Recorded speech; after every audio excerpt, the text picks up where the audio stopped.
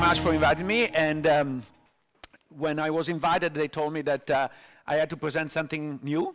And this is really new. The paper just got produced in a very incomplete form and given to pair. And the title has been changed. So hopefully you are going to accept what I have to say. So this is joint work with Mara Faccio. And the motivation is very simple. There is a very large and important literature in the industrial organization that talks about the technological determinants of competition in each industry and the importance of sunk cost, of advertising, all this aspect to determine how many competitors there are in the industry, how competitive the industry, and so on and so forth. However, we know that political factors play a big role.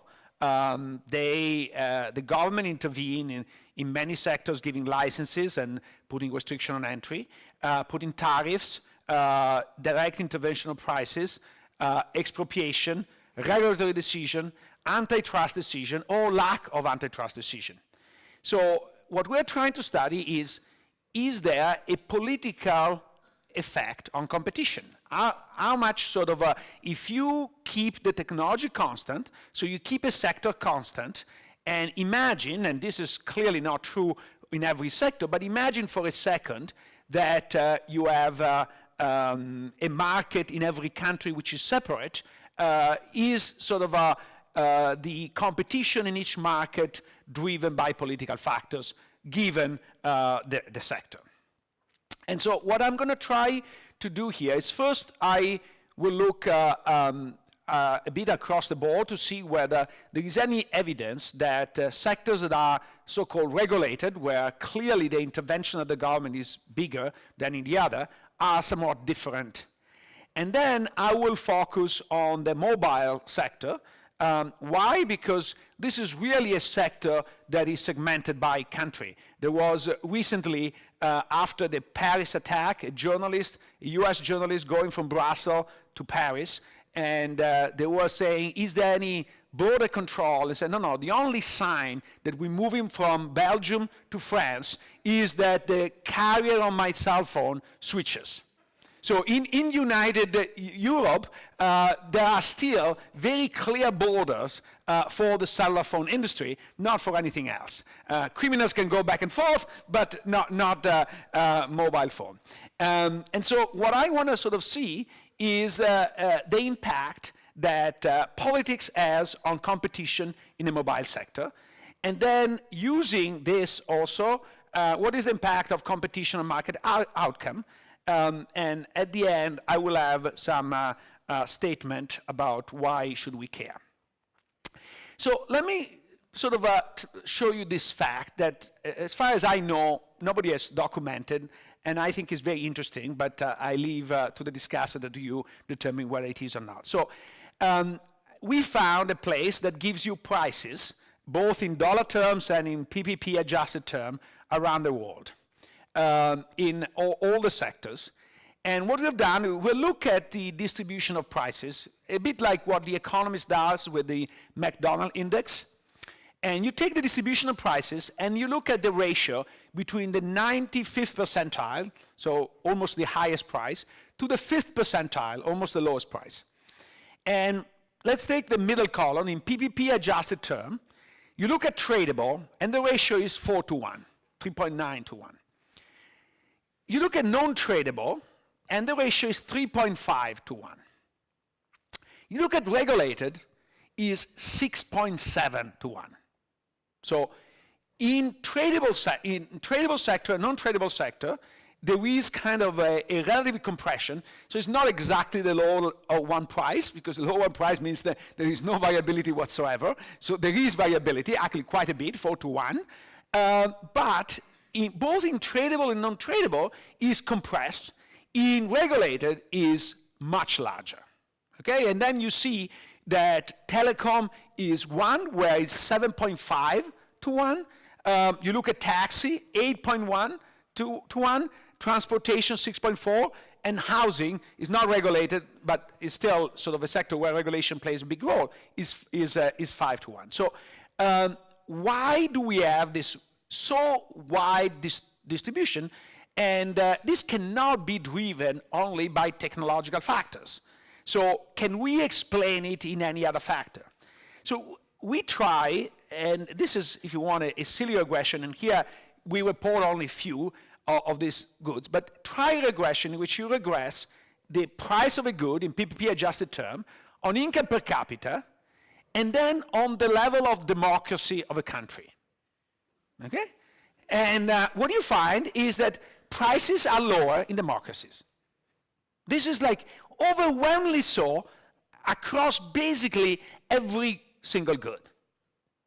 Now, if you think it's that crazy, you say, wait a minute, democracy should be to do what is best for the vast majority of people. The vast majority of people is to have a competitive sector where prices are lower. So it's not that crazy overall, but I understand that at this level seems like crazy. So that's the reason why then we go in a more specific sector where we can learn much more and see sort of what happens. And this sector is telecommunication, and in particular the mobile sector. Why? Because there are less legacy effects of fixed investment, fixed line, etc., and because the data are better. And we have three sets of data. We have ITU, which is a UN specialized agency that provides data on bundle prices and also some technical data. We have the GSMA data, which is an association of operators and 800 operators in, around the world.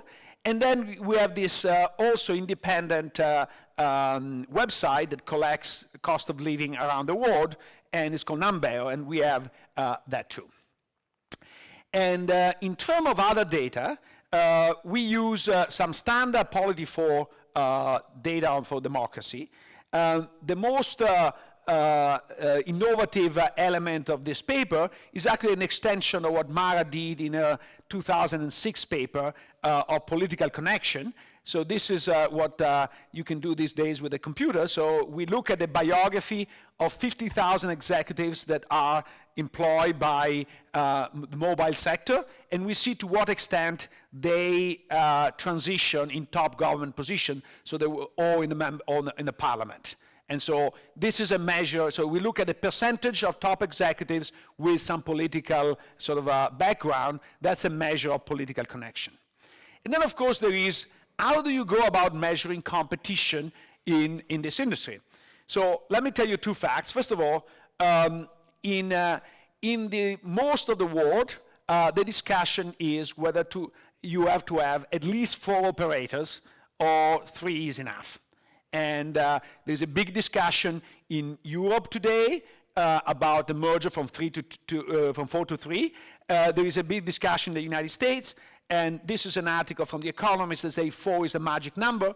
And when we talk about operators, we're talking operator with a minimum market share. So one simple measure of competition is if you have at least 4 operators with at least 5% market share. We try 1% and doesn't make a big difference. The second is, of course, the market share, some measure of C something. Now, if you do C5, you have 100% in most countries in the world. If you do C4, you have basically very little variation. The only thing that gives you a bit of variation is C2. So the concentration of the first 2 operators. This is just to give you a sense of the evolution of market share in the United States. The United States has seen a dramatic increase in concentration in the mobile industry in the last 15 years, and C2 has increased a lot. C4 has increased a bit, but not very much. So that's to give you a sense of the fact that there is not much variation if you limit a C4. So I will present most of the result with the magic 4, whether there are 4 operators. If I do C2, the results are absolutely identical. So here we control for a bunch of standard variable, GDP per capita, population density. And the first variable here is political connection. The larger the amount of political connection, the less likely you are to have 4 competitors. Okay, so the more political connection, the less competition. The second, and Per will like that, this is in his honor, if you look at Scandinavian countries do have much more competition than other countries. If you put the other legal variable, don't make any difference, but the Scandinavian does, and more than a legal variable, I think is more a cultural or sort of a traditional variable where competition, most people think about Scandinavia as socialist part of the world, especially in the United States, but in reality there is a lot of social welfare, but there is also a lot of attention for competition. And Europeans are discovering this now that the head of the European Commission is a Danish woman. Things are changing quite a bit vis-a-vis when there was a Spanish at the head of the competition. Again, you put also democracy, and democracy is correlated with more competition. Again, that should not be surprising, because if you think, and we're going to see that's true, but if you think that more competition means lower prices, people like lower prices, so if the constituency in favor of lower prices is probably better represented in democracy than is represented in a autocracy or in a more concentrated form of power. This is not just an effect of corruption. Even if you control for corruption, doesn't make a difference. And what is interesting, this is not that strong, but at least goes in the right direction. If you interact democracy with capital, with the political connection, you find that political connections are less important in democracy, as hopefully you would like to believe that's the case. Now, of course, you can argue, is this effect plausible? How can the political system control so much the degree of competition of an economy? And I'm not claiming this is true in every sector, but in the mobile sector, that is extremely likely. Why? First of all, there is one scarce resource, it's called spectrum, and that spectrum is always auctioned by, or sold, or granted by the local state power. Even within the European Union, individual states auction off the spectrum. And the way you design the auction of the spectrum has a tremendous amount of influence on the number of competitors you have in an industry. The other thing that is incredibly important is antitrust, or lack of thereof. So what we did is we look at the four largest changes in C2 over the period 2000-2014, for which we have the data, and they are all driven by political decisions. So the largest one is actually the United States, that goes from being relatively fragmented to be extremely concentrated. And you see this took place in two mergers that were allowed by the FCC and the Department of Justice. And in reality, the market would have been much more concentrated had the FCC and the Department of Justice not signal their dislike of a potential merger. For those of you who sort of use US cellular phones, Sprint and T-Mobile had been rumored to merge, and the DOJ has signaled their sort of dislike. And surprise, surprise, if the DOJ signaled dislike, they don't merge. So is that so surprising that competition depends on political will? No, because it's enough that you make a sign and people know, anticipate, and they don't do the merger. Now, what are the effects of competition? It says the fact that competition reduces prices is, we hope, obvious and not so particularly surprising. However, in the industry, there's been a narrative that has been prevailing, especially in Europe until recently, that you need more concentration in order to guarantee better quality and better investments. And the fact is, we find zero evidence of that. In fact, if anything, the evidence of the opposite, okay? So quickly, how do we measure prices? We have a bunch of measures from ITU provide a basket. We look at average revenue per unit, which is the typical measure of the industry. We look at the effective price per minute, and we look at EBITDA margin. And this is various measure. In all the measure 4 plus, the measure 4 plus as a negative and statistically significant and economically relevant impact. So the ARPU on average is $21 per unit. So here is 12-14% less ARPU as a result of that. This is the result OLS. We instrument with a political determinant. We lose statistical significance in 2 out of the 5, but the effect is very similar, if anything bigger with the IV. If you like non-parametric, this is the ARPU as a vis-a-vis the number of operators. It's pretty clear. This one, by the way, this one is India, is the only place in the world with 7 operators with more than 5% market share. Prices in India are rock bottom, okay? And you see sort of the pattern is very clear. You look at the time series evidence, same stuff. If you increase competition, prices go down. What is interesting, if you look at quality, so these are percentage of connections that are 3G, percentage of connection 4G, percentage of network coverage 3G, at least 3G, percentage of network coverage 4G. What you find, this is the IV regression, is that 4 plus, if anything, has a positive effect on this. So it's not a negative, as sort of the industry is saying, as a positive effect. If you look at investment, CapEx, 0 effect. So summary, I already told you. Now, I have little time, so, and this, I don't have too much time to discuss this, but what are the implications? Now, people say, of course, there is the so-called Harbinger triangle of inefficiency. I say, forget the triangle. Let's look at the rectangle of transfer. We know from Tarlock and Kruger that generates rent seeking. So how big is that sort of a rectangle? And what is how important it is in generating income inequality. So last year, Carlos Slim lost $27 billion in his wealth. Now, don't feel too bad because he was left with another 50, so it's not like he's exactly poor. How did he get to lose 27 billion? Part of it is the devaluation of the reais in Brazil, but the vast majority is that finally in Mexico, which is the biggest market is present, they brought competition in the mobile industry. Okay, so those 27 billion did not disappear, went in the pockets of Mexican people. So that's pretty big. So for those of you who love the United States, see how much you could save, and this is different benchmark, if you were to adopt the German prices or the Danish prices to the United States. And what I would like to know from people who actually live in Germany is maybe part of the difference in ARPU is the fact that the subsidization of the headset is more common in the States than it is in Germany. So I even adjust for that.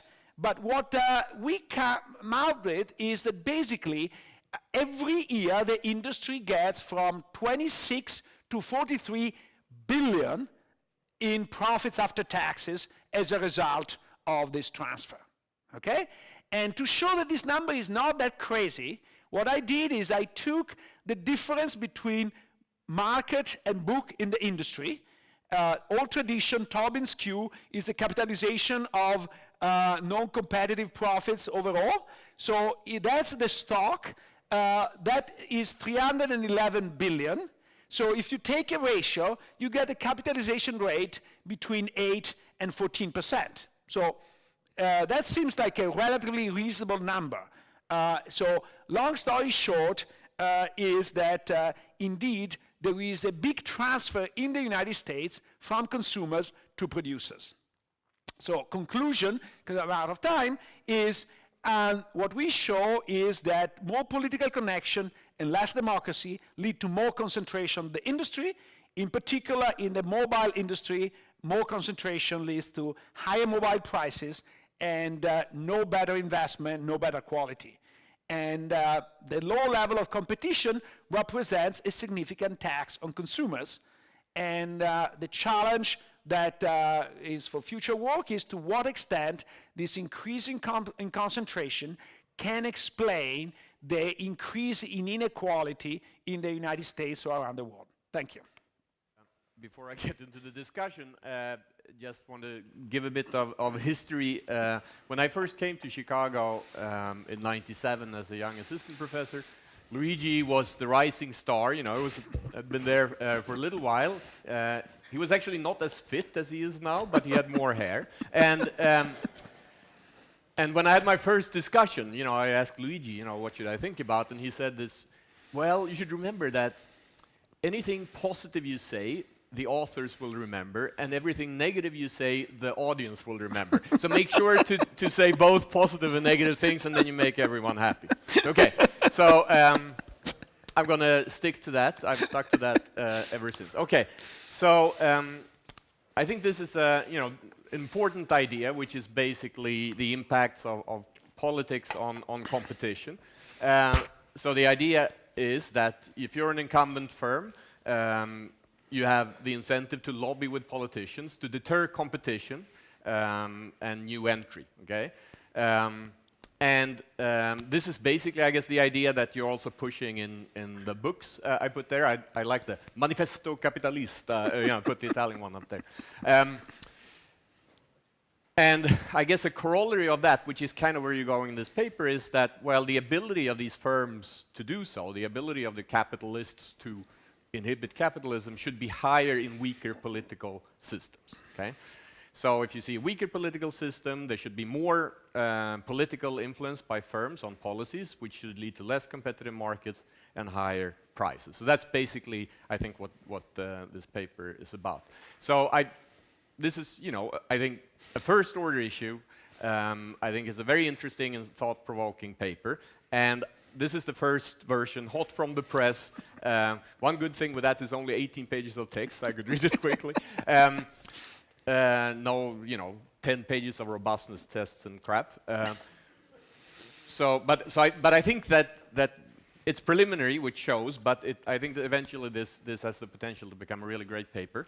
But obviously, the negatives, which is sort of a positive for a discussant, is that since it's so preliminary, there are like lots of low-hanging fruit to pick on. I don't have to kind of talk about whether you should adjust your bandwidth in your Cornell estimator. I can kind of go for the simple stuff.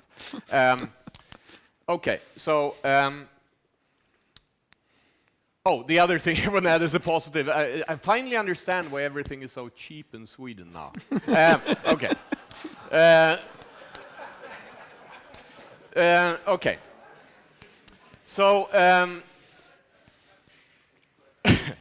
okay.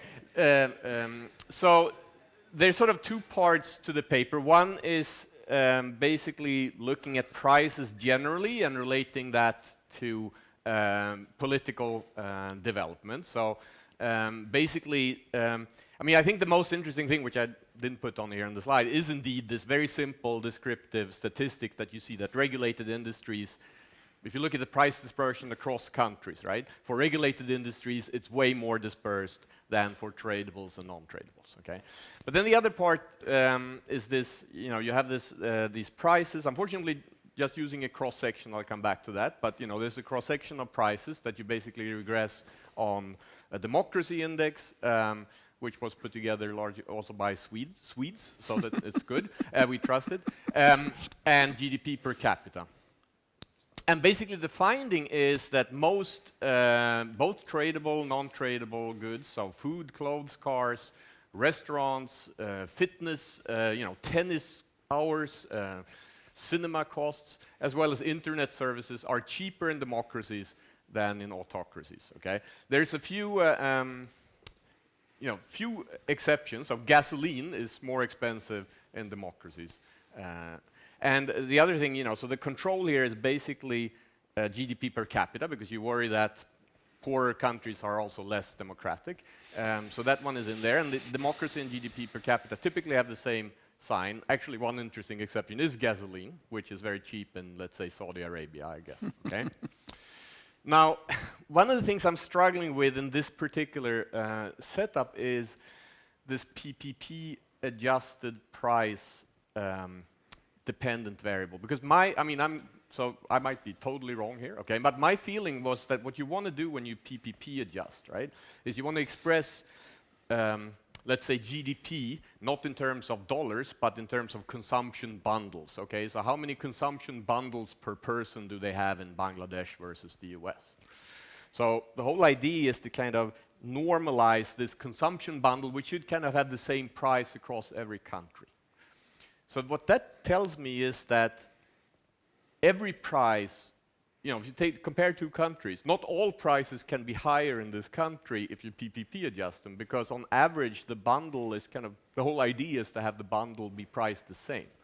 And I think this is a bit of a caveat here, right? So basically, if you run these regressions on the prices you have, and you find most of these things are more expensive in democracies, that has to be counterweighted, I think, mechanically by some other prices that we don't see being cheaper in autocracies, okay?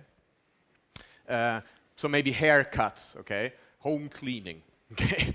So anyway, so I think it's kind of hard to say everything is cheaper in democracies when you PPP adjust. I think what you will see is something about price dispersion across different types of goods, and you can say that the relative prices are higher in this group compared to that group in democracies compared to others. So that's sort of where. Now, how do you interpret this, right? So should we say, if we find, for example, that gasoline and utilities are cheaper in autocracies, is it because they promote competition in the gasoline and the haircut industry? And democracies promote competition in leather shoes, tennis clubs, and summer dresses? Or is it could there be something else going on that has to do with the demand for goods in different, in democracies versus autocracies, okay? So you would think that in different countries, the relative demand for goods are different. That will affect relative prices, for luxury versus normal versus inferior goods. And also, these consumption baskets are different across different countries, which could also affect these relative price comparisons. So, I mean, this is easy to say, right? But a concrete potential story, right, could be that democracy is actually correlated with income inequality in countries. It seems plausible to me that more autocratic countries have bigger dispersion of income. Thank you. And if you have that, then that's going to affect the whole relative demand for different kinds of goods, and could potentially affect prices and price dispersion across countries. So I think that the more natural approach here would be to use, if you had a panel, okay? If you had a panel, you could have both time and country fixed effects in that. So you can control for, country-specific differences, let's say, in income distribution. And then you would look at changes in the political system over time and how that affects prices for different types of goods. I think that's kind of the way you probably want to go with that. Now, even if you do that, you will have to deal with the whole endogeneity of politics and prices and which direction does the causality go. So I just put up this. This is the Weimar Republic. Okay, then things were kind of expensive. That's why they have bundled. Well, I guess there was lots of deflation too. And then there was democracy and high prices, and then there was not the democracy and maybe lower prices. But I'm not sure, how the causality kind of went there, right? And then the other thing, I guess, if you push this too, you want to think, I guess, and you kind of hint at this at the paper. You want to think about which kind of goods does the incumbents want to be expensive, and which kind of goods do they want to be cheap, right? So their inputs that they buy, labor they want to be cheap. The stuff that their inputs they want to be cheap, and their outputs they want to be expensive. So think about that. Now, and this. So if you do this, you want to have sort of changes in politics over time. Now, I guess a lot of these democracy indexes don't see so much change. But what you do see, where you do see changes in the type of people who are in power. Okay, so instead of looking, which you do later on politicians, ex-politicians in boards of businesses, you might want to look at business people entering politics. And I took that Donald Trump picture, by the way, must be the most used picture right now. It's fantastic. Okay, and there is a paper this year by Schönherr, who was on the job market, who kind of uses this approach. It basically shows that when you had an ex-Hyundai executive elected as president or prime minister of Korea, then you saw that all of his connected, companies got more procurement contracts and so on. So something like that I would encourage you to think about. Okay, but that's the second paper, which is the kind of the more worked through, and the most interesting part of the paper is this focus on the telecom market, which makes a lot of sense to focus on this one market where it's regulated, so politics, we know politics are important. We know that prices differ substantially across markets because, as you said, it's a very localized market. And by focusing on this one industry, we really can understand what's going on. We have good measures of quality and so on. So, so the results basically are here. First, Luigi and Mara established that there's a negative relationship between political connections and competition. Okay, and then they find that that effect seems to be smaller in democracies. So Scandinavia is more competitive. Interestingly, corruption doesn't seem to matter. So that's number one. Okay, number two is to show that more competition leads to lower prices. Very solid result, very believable results, maybe not very surprising result, okay? But would be a bit weird if it wasn't, okay?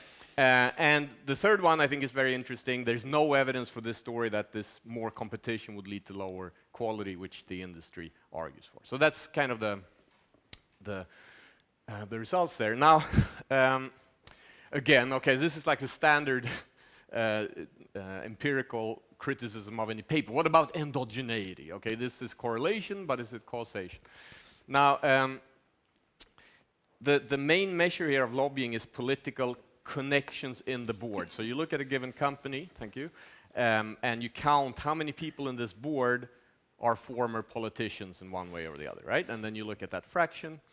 A lot of these regressions are based on the whole market, so then you average this across all the firms in the market. Now, I think one potential problem is that maybe political connections is a function or affected by market power rather than the other way around. So here's my story, okay, if you find it believable. A lot of telecom markets, especially in Europe, started out as government monopolies, okay? And then these companies were privatized, and then you let in more companies, okay?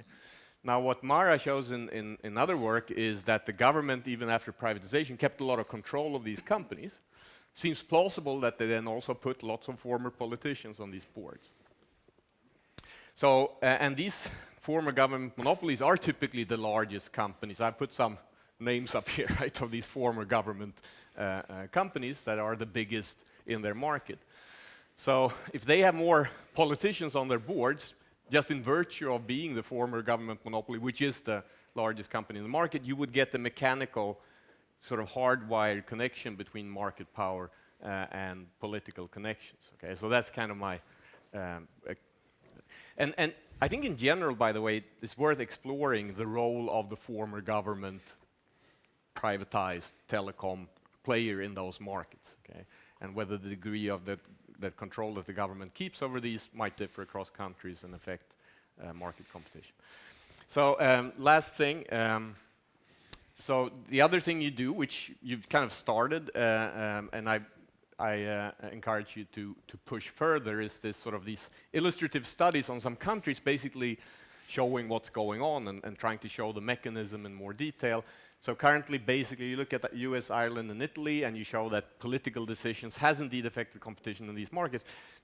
I don't think that's what you want to show. You don't have to convince anyone that in a regulated market, political decisions kind of play a role for that market. I think what you want to show with these case studies is that political lobbying or influence activities from firms to politicians affected the market. So if you can find that kind of smoking gun, I think that's what you want to do. Okay, so conclusion. So for Luigi, okay, very interesting and promising paper on an important issue. Very convincing evidence that competition in mobile telecom decreases prices. For the audience, okay, there's lots of caveats and stuff to do in the paper. So I think eventually this is going to be really a great paper. Thank you. Leo Albuquerque from Boston College. I had a question on, I mean, if this is correlated with the stuff that Darren Asimoglu is talking about, you know, extracting institutions, extracting political institutions, extracting economic institutions, and lower growth. Okay,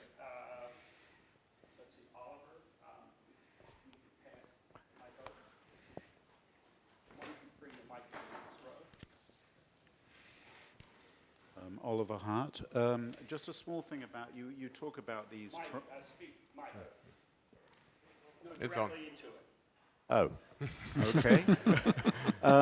You talk about triangles and quadrilaterals and things. It seems to me that actually what your paper is about is something different, which is just high prices versus low prices. That is, who's getting the surplus. Maybe this is what you meant. But Yeah.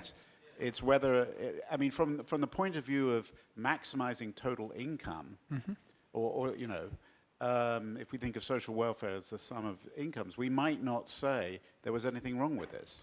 Except Is for the that what rent you mean? seeking. Except for rent. Well, but it seems to me you're actually concerned about the fact that Carlos Slim is getting 70 billion and the rest of us are doing very badly, and you'd prefer to see some of that go to the rest of us, which is, you know, actually a pure redistribution issue.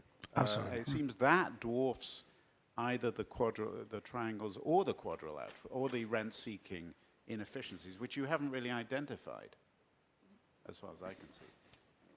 Next, in the fourth row. Go ahead. Dan Puchniak from Singapore. Just a comment that you may want to add Singapore to your case study. Singtel has operates 17 countries, one of two of the major telecom carriers in Australia, and it's government-owned. And the government doesn't score highly, I would think, on the Swedish Democracy Index. And it's also forcing a fourth telecom probably into the market.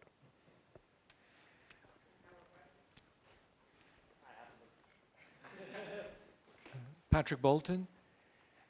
Luigi, so on the case study idea that Per mentioned, but what's the story with the US? I mean, the US, you had the breakup of AT&T, you had, I don't know how many baby bells, and then just, you know, process of merger over time, and now we just have essentially two operators dividing the market.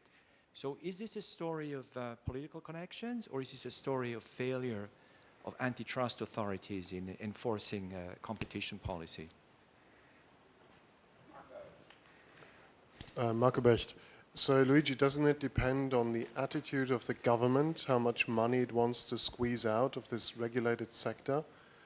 Because they, in some sense, you mentioned licenses, so they sell the license for a particular price, and then in return they give you a certain rent, and if the government wants to squeeze out a lot of money, they sell it to a monopolist and they charge a very high license fee. And if the government doesn't want to do that, it sells it off for free, and you have competition and prices are very low. But it reflects the attitude of the government, not the competition. Last two. Go ahead. Yes, if I may take the liberty to respond to the question about the US and AT&T and the baby bells, because I happened to write my dissertation on this particular case study, looking at the different decisions on the application of antitrust laws as opposed to regulation in the case of the divestiture of AT&T. And it was very interesting to see that in a lot of these decisions, you could actually see how deregulatory policy entered into administrative law and ultimately entered into the antitrust developments in this sector. Last comment. Steve. Steve Kaplan, University of Chicago, and my office is right next door to Luigi's. So I have to tell him in Sweden. I didn't tell him in Chicago. So first of all, this is a paper where the author wants to get a particular answer. And one has to be intensely skeptical. And to the author should be intensely aware of that and trying to find alternative information, explanations. Two comments or questions. One, the C4, C2 transfer in the U.S. and then the $30 billion or whatever number you mentioned per year of savings, that ought to show up in huge returns to AT&T and Verizon and huge market values. And my guess is it doesn't, but because they're not worth anywhere near what the Facebooks and the Googles and Microsofts are worth. So I would try to match the rents that you think they're getting versus the value that these companies have, and I don't think it matches with what you're saying. Related to that, then going to inequality, this is consumption, not income. And income inequality, if you look at the big winners or the big wealth winners that Josh Rao and I looked at, it was technology like the Facebooks and Googles, and then the hedge funds and the private equity, the financial people, which are not exactly relevant for what you're saying, I don't think. But. Okay, so first of all, thanks for all the comments that, in particular the pairs one, they're all very useful and they will help me improve the paper. A couple of responses. The first one on all the goods should be cheaper. I think that these are goods that are similar across countries, so is mostly done for people who travel and want to have sort of a cost of living. So what I suspect is in autocracy, you have bread that you and I will not eat, or rice that you and I will not eat, that is subsidized. And what autocracy do is they subsidize some products that are popular products to maintain consensus, and gasoline is one. In Nigeria, for example, is heavily subsidized. In democracy, you don't subsidize too much that stuff, and that's what explains the difference. I'm very happy that you put Berlusconi and Trump there, but the reality is, and I know that I heard some sensitivities here, but I think that the big sort of contribution of Berlusconi to humankind is to show more openly what is not as clear in other countries. My favorite line is that Berlusconi was running a vertically integrated version of the US government, in a sense that he actually had his ministries that were his own employees, and so was acting in the interest of Berlusconi because it was clear.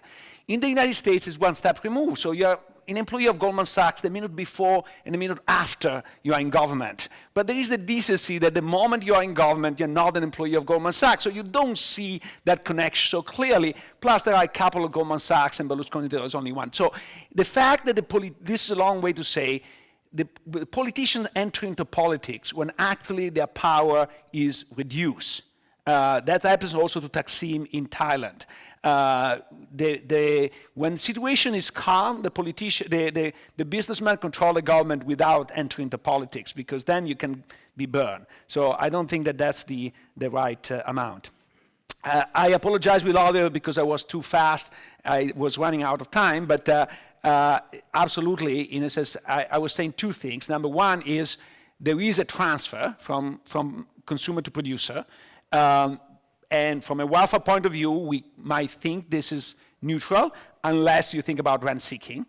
And I started to collect the amount of money that AT&T does spend in lobbying and in charity. And charity is another way to do lobbying.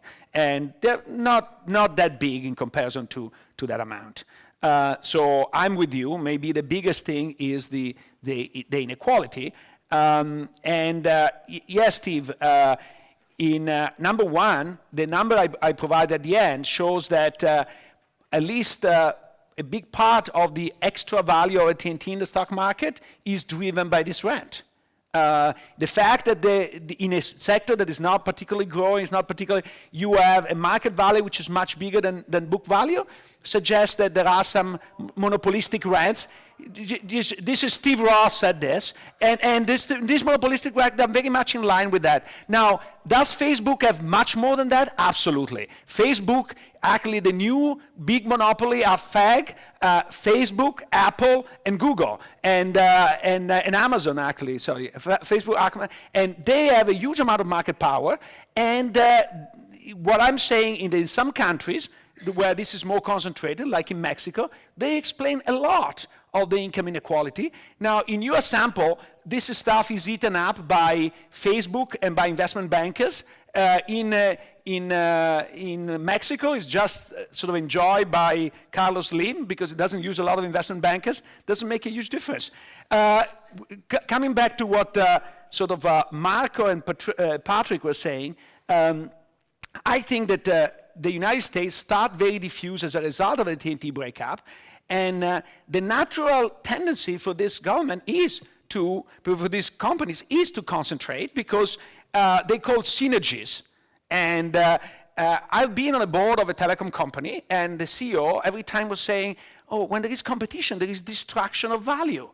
And I had a stomach ache every time he was saying destruction of value, because it meant destruction of shareholders' value, but not necessarily for society. So the companies understand, they never say that on a board, they say there are synergies. And I said, look, the only thing I understand is synergy, cost cutting, and monopoly profits. And so they tend to merge. And then the question is, how much sort of the antitrust intervenes. And Marco, yes, it is a story of antitrust. It's also a story of all the political influence on antitrust. When there was a merger from 4 to 3 in Germany last year, Angela Merkel actually called on the carpet the European Commission and said, I want this to go through. And surprise, surprise, it went through. In England, they didn't do the same. Maybe because they want a Brexit, or maybe because they believe more in competition. But they tried to do a merger from 4 to 3, and the Commission did not let them go.